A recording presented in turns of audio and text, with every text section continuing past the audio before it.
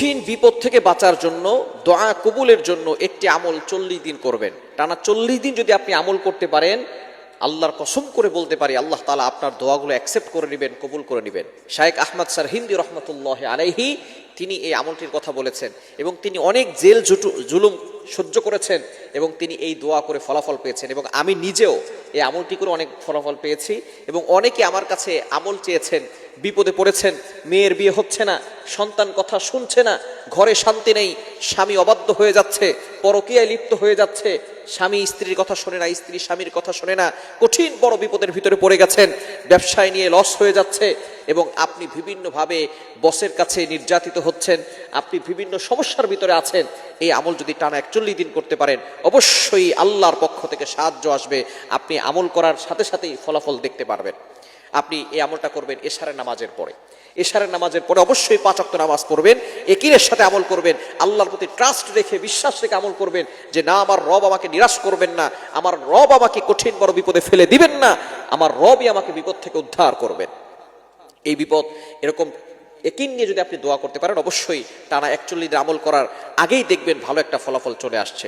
আপনি এশারা নামাজের পরে 5 ওয়াক্ত নামাজ অবশ্যই পড়বেন। এশারা নামাজের পরে আপনি সুন্দর করে বসে আপনি প্রথমে দুরূদ শরীফ পড়বেন 100 বার। দুরূদটি হচ্ছে আল্লাহুম্মা সাল্লি আলা সাইয়্যিদিনা মুহাম্মদ। এই ছোট্ট দুরূদটি পড়বেন 100 বার।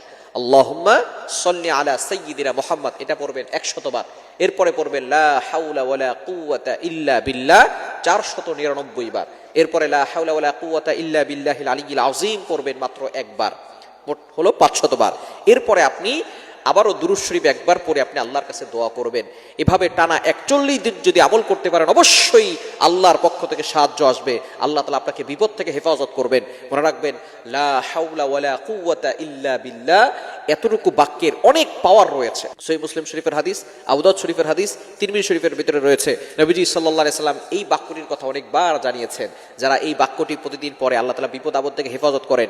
এই বাক্যটি হচ্ছে জান্নাতের ভান্ডার এবং এই বাক্যটি যারা পড়বে আল্লাহ তাআলা অভাব দূর করে দিবেন, দুশ্চিন্তা দূর করে দিবেন, টেনশন দূর করে দিবেন, বিপদ থেকে হেফাজত করবেন। অনেক ফজিলত হচ্ছে এই লা হাওলা ওয়ালা কুওয়াতা ইল্লা বিল্লাহিল আলিয়্যিল আযীম এই দোয়াটার ভিতরে। সুতরাং অবশ্যই আমরা ইশারা নামাজের পরে ইয়াকিনের সাথে বিশ্বাস রেখে প্রথমে 100 বার দুরূদ শরীফ পড়ব, আল্লাহুম্মা সাল্লি আলা সাইয়্যিদিনা মুহাম্মদ, এতটুকু পড়ব 100 বার। কেননা দোয়া করার আগে দুরূদ পড়লে ওই দোয়াটা তাড়াতাড়ি গিয়ে আরশে আযমে নক করে। সুতরাং দোয়ার আগে আপনারা অনেকে দুরূদ পড়ে নিয়ে, এই জন্য দোয়া কবুল হয় না। দোয়ার আগে অবশ্যই দুরূদ শরীফ পড়বেন। দুরূদ শরীফ না পড়লে আপনার এই দোয়াটা মুআল্লাকুন, আসমানে গিয়ে ঝুলন্ত অবস্থায় থাকে, আরশ পর্যন্ত পৌঁছায় না। যেমন এক্সাম্পল দিলে সুন্দর বুঝতে পারবেন, ফোনে যদি আমরা কাউকে মেসেজ করি, যদি অ্যামাউন্ট না থাকে তাহলে এটা পেন্ডিং অবস্থায় থাকে, এটা সেন্ড হয় না।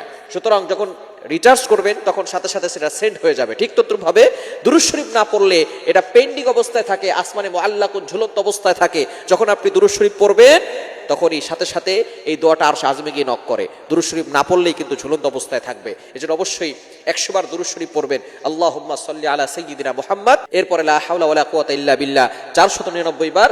এরপরে লা হাওলা ওয়ালা কুওয়াতা ইল্লা বিল্লাহিল আলিয়্যিল আযীম একবার। এরপরে আপনি একবার দুরূদ শরীফ পড়ে আল্লাহর কাছে দোয়া করবেন। এভাবে টানা 41 দিন আমল করেন, দেখবেন অবশ্যই যাদের বিয়ে হচ্ছে না আল্লাহ তাআলা বিয়ের ব্যবস্থা করবেন। ঋণের বোঝা দূর করে দিবেন, দুশ্চিন্তা টেনশন মুক্ত করে দিবেন। অনেক সময় সম্পদের অভাব, আল্লাহ তাআলা অভাব দূর করে দিবেন। এই সব বিপদ থেকে আল্লাহ আপনাকে হেফাজত করবেন।